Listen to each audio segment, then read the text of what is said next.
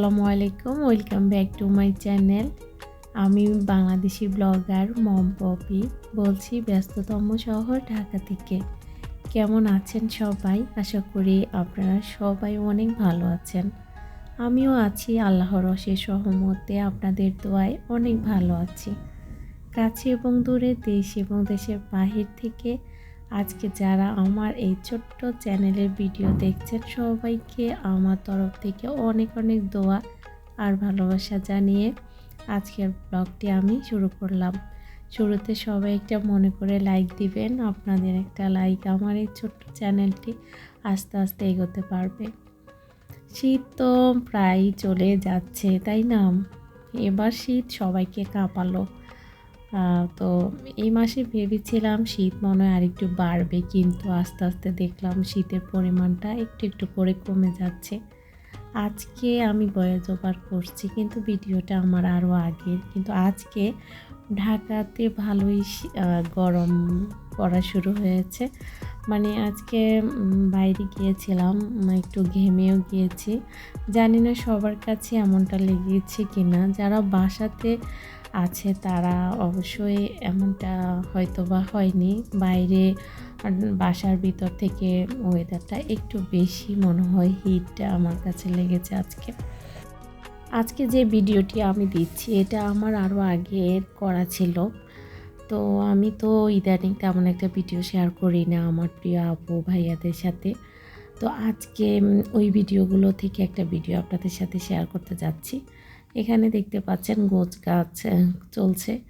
হ্যাঁ, আসলে আমি গ্রামের বাড়িতে যাব। তো এই ভিডিওর কিছু অংশ হচ্ছে আমার এই ঢাকার বাসায়, আর কিছু অংশ হচ্ছে আমার গ্রামের বাড়ির।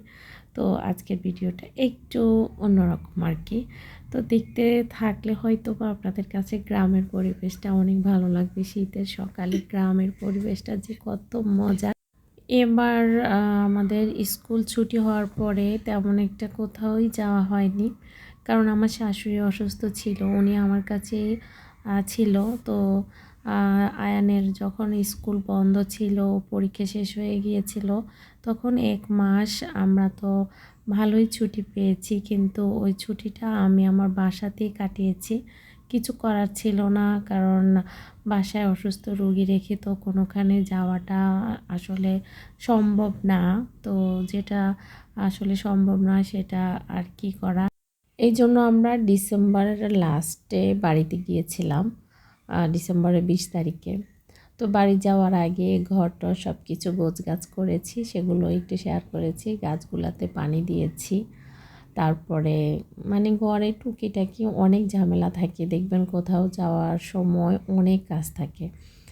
তো আমার ঘরেও কিছু ইনডোর প্ল্যান্ট ছিল, সেগুলো তো পানি টানি দিয়ে মোটামুটি সব ঠিকঠাক করেছি। আর এদিকে আমি ছাদে চলে এসেছি বিকালবেলা। আয়ান খেলবে, আর হচ্ছে আমার গাছে কিছু এই তো ফুল এসেছে, পেঁপে গাছে আবার পেঁপেও ধরেছে। তো গাছটা দেখে ভীষণ ভালো লেগেছে। আর টেনশন হচ্ছে বাড়িতে গেলে আমার গাছে পানি দিবে কে। তো এই জন্য আমি ছাদে এসেছি, গাছে পানি টানি দিয়ে যাব। আর এখানে শাক ছিল, পুঁই শাক, এগুলো আমার খাওয়া হয়ে গেছে। আর তুলসী গাছটা তো মাশাআল্লাহ সেই সুন্দর হয়েছে। এখান থেকে কখনো তুলসী পাতা নিয়ে খাওয়া হয়নি, কিন্তু আছে, কখনো যদি দরকার হয় তখন ব্যবহার করব। বাড়িতে সবার একটা তুলসী গাছ থাকা দরকার, বাচ্চাদের জন্য, কাশির জন্য, বা যাদের যেসব বাচ্চাদের বুকে কফ থাকে, ঠান্ডা সমস্যাটা বেশি থাকে, তাদের জন্য খুবই উপকার। তো আপনাদের যদি সুবিধা থাকে, বারান্দাতে রোদ থাকে, তাহলে একটা তুলসী গাছ রাখলে খুবই ভালো হয়। তো এই তো গাছগুলো দেখিয়ে দিচ্ছি আমার কি কি গাছ আছে। এই তো আমার এই গাছে মাশাআল্লাহ অনেকগুলো লেবু ধরেছে। আমার গাছগুলোকে রেখে আমার একদমই বাড়ি যেতে এখন ইচ্ছা করছে না, কারণ আমার গাছগুলোর মধ্যে এখন ফুল ফল আসছে। কে যত্ন নিবে সেই টেনশনে আর কি। আসলে সব জিনিসের জন্যই মায়া কাজ করে। সংসারের প্রত্যেকটা জিনিসপত্র, এগুলোর টানে আর কোনোখানেই যেতে ইচ্ছা করে না। আমরা যখন ছোট ছিলাম তখন আমার আম্মা কোনোখানে যেতে চাইতো না, বলতো আমার সংসার শেষ হয়ে যাবে। তখন খুব রাগ করতাম, আম্মা কী বলে, কিন্তু এখন আমার জায়গায় আমরা এসেছি, এখন বুঝতে পারি আসলে সংসারের জন্য মেয়েদের কী পরিমাণে টান। তো এর মধ্যে কিন্তু আমরা পরদিন সকালবেলা ঘুম থেকে উঠে আমরা গ্রামের বাড়ির উদ্দেশ্যে রওনা হয়েছি। তারপরে আমরা আস্তে আস্তে সন্ধ্যা হয়ে গিয়েছিল। ওই দিন রাস্তাতে এত জ্যাম ছিল, খুবই খারাপ অবস্থা। মানে অনেক বছর পরে এতটা জ্যাম পেয়েছি, আমার শরীর খুবই খারাপ হয়ে গিয়েছিল। এই জন্য আর ওগুলো কোনো ভিডিওই করতে পারিনি আমি। এটা হচ্ছে পরদিন সকালবেলা, অনেক সকালে ঘুম থেকে উঠেছি। আর সকালটা আমার কাছে এত ভালো লেগেছিল, কুয়াশা আচ্ছন্ন সকালটা দেখে মনটা এত ভালো হয়ে গেছে। তারপর আমি আস্তে আস্তে ঘুরে ঘুরে আমাদের বাড়ির আঙিনার চারপাশে অনেক সবজি করে রেখেছে, এগুলো দেখছিলাম। মাশাআল্লাহ, শাকগুলো দেখে তো আমার কাঁচাই খেতে ইচ্ছা করেছে, পরে তো রান্না করবই ইনশাআল্লাহ। সেগুলো তো আপনাদের সাথে একে একে শেয়ার করব। এটা হচ্ছে আমাদের ক্ষেতের একদম মাঝখানে আইল আছে, আইলের উপরে এই বড়ই গাছটা।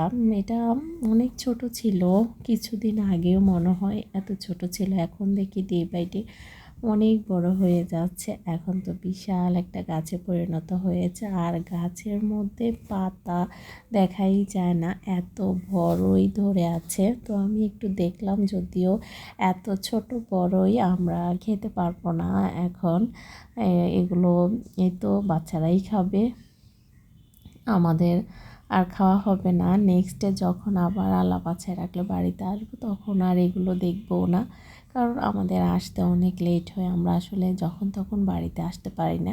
তো আমি তো আশেপাশে দেখছি আর আপনাদের সাথে শেয়ার করছি। আমার শ্বশুর বাড়িতে এসেছে, এটা হচ্ছে আমার শ্বশুর বাড়ি। তো আমার ছেলে উঠেছে, উঠে যখন দেখেছে আমি হাঁটাহাঁটি করতেছি, খেতে গিয়েছি, ও দেখে মানে অস্থির। ও কী থেকে কী করবে, ও কিছু মানে দিশ পাচ্ছে না। তাড়াহুড়া করে এই তো খেতে চলে এসেছে, বলে আমি এখানে কি নামবো। এর আগের বার এসেছিল আর পানি ছিল, তো সেই গল্পই আমার সাথে সে করতেছে যে এখানে আমি পানিতে মাছ ছিল। এটা কিন্তু প্রজেক্ট করা হয় আমাদের, তো সে আমার ওর কাজিনদের সাথে মাছ ধরেছে, সেগুলো আমার সাথে গল্প করতেছে। ও বলতে চাচ্ছে যে এখানে এতদিন পানি ছিল যখন সে এর আগের বার আসছে, এখন কেন পানি নাই, এখন পানি কোথায় গেল কোথায় গেল, মানে এগুলোই আমাকে বারবার জিজ্ঞেস করতেছে। কিন্তু আমি তাকে যতই বোঝাচ্ছি ও বুঝতেছে না। তো আমাকে বলতেছে এখানে এখন পানি নাই। আমি বলছি হ্যাঁ, এখানে কোনো পানি নাই, তুমি নামো। এখন নামে সে দাঁড়িয়ে আছে আর মজা পাচ্ছে, আর সে মানে বুঝতে পারতেছে না এই পানি কোথায় গেল, এখনও পর্যন্ত সে বুদ্ধি হয়নি। তো আমি ওকে বলেছি তুমি যখন বড় হবা তখন তুমি বুঝতে পারবা। এ আর কি, বাচ্চাদের কত রকম যে আবদার আর কত রকম যে কোশ্চেন থাকে, এগুলোর উত্তর অনেক সময় আমরা নিজেরাও জানি না। মানে অনেক প্রশ্ন করে যেগুলো আমি না বলতে পারে চুপ হয়ে যাই, কি করব। তারপরে এই তো দোল খাচ্ছে। আমার শ্বশুর বাড়ি আশেপাশে এত সুন্দর, মানে এত ভালো লাগে। আমি যখন বাড়িতে আসি তখন আমার ঢাকার কথা আমি একদমই ভুলে যাই। ঢাকাতে যে আমার একটা এত বড় সংসার আছে বা এত দায়িত্ব নিয়ে আমি কাজ করি ঢাকার বাসাতে, এখানে আসলে আমি সেগুলো একদমই ভুলে যাই। আমি একদমই অন্য জগতে চলে আসি। আর প্রত্যেকবার আসলে বলে আমি আর ঢাকাতে যাব। আমাদের বাড়ির একদম উঠানের একটা কর্নারে আমার দেবরে শীতের সবজি করে থাকে। এখানে ভালোই রোদ থাকে, আর সবজি করলে রোদ যদি না থাকে তাহলে কিন্তু সবজি ভালো হয় না। তো আমাদের কিন্তু বাইরের থেকে বা বাজার থেকে কোনো সবজি কেনা লাগে না। শীতে সব সবজি আমার দেবরে বাড়িতেই করে থাকে, আর সেগুলো আমরা যখন যেটা খেতে ইচ্ছা করে আমরা নিজে হাতে সেটা উঠাই, সাথে সাথে একদম ফ্রেশ ফ্রেশ রান্না করে খাই। সে কি মজা, নিজেদের পুকুরের মাছ, নিজেদের ক্ষেতের সবজি, এগুলা আসলে বাড়িতে আসলে পাই, আর সেগুলো খেতে সে কি মজা, এটা আসলে বলে বোঝাতে পারবো না। যারা গ্রামে কখনো যাননি তারা অবশ্যই এগুলো খুবই মিস করবে। গল্প করতে করতে কিভাবে যে সময় একদমই শেষ হয়ে গেছে টেরে পেলাম না। আজকে তাহলে আসলাম, নেক্সট ডে আবার দেখা হবে, অনেক কথা হবে। আসসালামু আলাইকুম।